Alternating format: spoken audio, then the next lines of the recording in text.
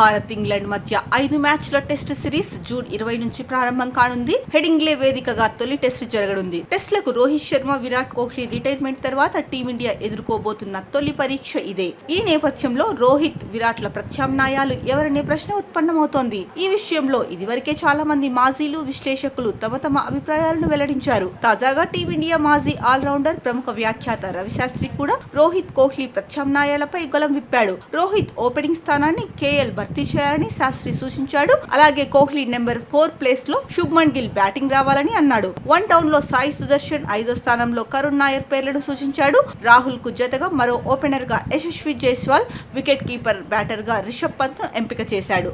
ఇక spin allrounder కోటాలో రవీంద్ర జడేజాను ఎంపిక చేసిన శాస్త్రి పేస్ బౌలింగ్ ఆల్రౌండర్ ను తేల్చడం కాస్త కష్టమని చెప్పాడు. ఈ స్థానం కోసం శార్దుల్ ఠాకూర్, నితీష్ కుమార్ రెడ్డి మధ్య తీవ్రమైన పోటీ ఉంటుందని అభిప్రాయపడ్డారు. అంతిమంగా ఎవరు ఎక్కువ ఓవర్లు బౌలింగ్ చేయగలిగితే వారికే తుది జట్టులో చోటు ఉంటుందని తెలిపాడు. బ్యాటింగ్ పరంగా నితీష్ పర్వాలేదని, అతను 15 నుంచి 20 ఓవర్లు బౌలింగ్ చేయగలిగితే అతనికే తన ఓటని చెప్పాడు రవిశాస్త్రి. ఈ మ్యాచ్ లో భారత్ తప్పక 3 ఫాస్ట్ బౌలర్లతో బరిలోకి దిగాలని శాస్త్రి సూచించాడు. తొలి 2 స్థానాలకు బూమ్రా, సిరాజ్ పేర్లను కన్ఫర్మ్ చేసిన రవిశాస్త్రి 3వ ఫాస్ట్ బౌలర్ స్థానం కోసం ప్రసిద్ధ్ కృష్ణ, హర్షదీప్ సింగ్ మధ్య పోటీ ఉంటుందని చెప్పాడు. మ్యాచ్ సమయానికి వాతావరణం మబ్బులు కమ్ముకుని ఉంటే బంతిని ఇరువైపులా స్వింగ్ చేయగల హర్షదీప్ కే తన ఓటని చెప్పాడు. ఒకవేళ వాతావరణం పొడిగా ఉంటే మాత్రం ప్రసిద్ధ్ కృష్ణనే తుది జట్టులోకి తీసుకోవాలని సూచించాడు. ఐసీసీ రివ్యూ సందర్భంగా మాట్లాడుతూ రవిశాస్త్రి ఈ అభిప్రాయాలను వ్యక్తపరిచాడు. ఈ సందర్భంగా శాస్త్రి కేఎల్ రాహుల్, కరుణ్ నాయర్, సాయి సుదర్శన్లపై ప్రశంసల వర్షం కురిపించాడు. రాహుల్ ప్రస్తుతం భారత బ్యాటింగ్ సెటప్ లో అత్యంత అనుభవజ్ఞుడైన ఆటగాడని,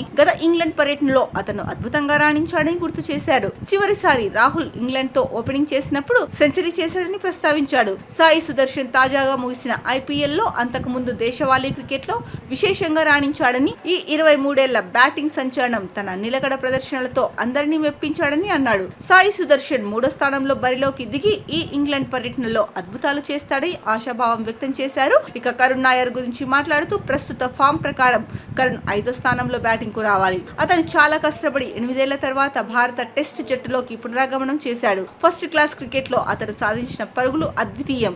ఎంత ఫామ్ లో ఉన్నా అన్ని పరుగులు సాధించడం చాలా కష్టం. ఇందుకు కరుణ్ చాలా గ్రౌండ్ వర్క్ చేయాలని శాస్త్రి సూచించాడు.